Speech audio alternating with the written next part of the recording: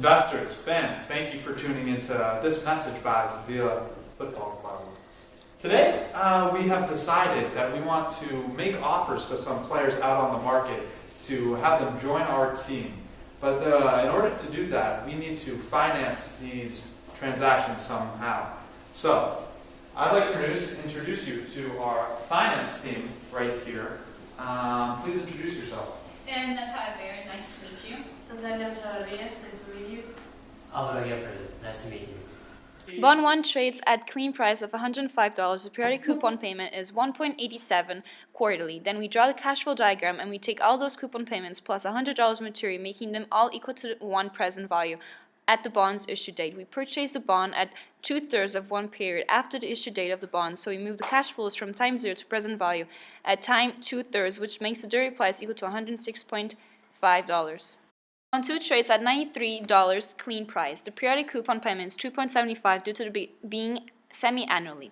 Then we draw the cash flow diagrams and we take all those coupon payments plus $100 maturity value, and then we move it all into one present value of the issue date, which is November 15, 2016. And since the bond purchase is half of period after the issue date of the bond, we have to move the entire cash flows from the present value of time 0 to present value at time of a half. That gives us a dirty price of $94.37. By the fact that it is a zero coupon bond, using the future value formula to get the present value at November 15, we got the time from November 15 to August 15, 2024. Face value equals to the future value, and the dirty price, or invoice price, equals to the present value.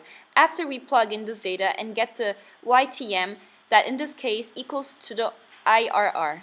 In order to find the yield of the new bond, we constructed a yield curve based off the first 3 bonds, and we found that this has the equation. We input 5, and we get the yield as 6.7796. So in order to get the price of the new bond, we need to plug in 7 as the coupon payment, 6.7796 as the yield to maturity, 100 as the maturity value, and then we get 100.91 as the new bond price.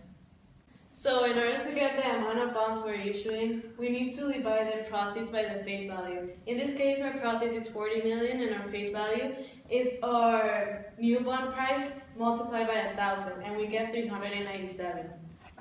Welcome back. I'd like to discuss with you a couple factors that could affect our bond price that doesn't have to do with the math we did earlier.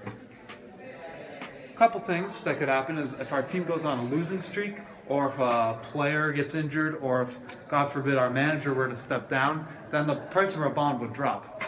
On the other hand, though, if our team starts doing really, really well, climbs to the top of the standings, then the bond price will skyrocket. There are many things we learned this year by doing the case group video.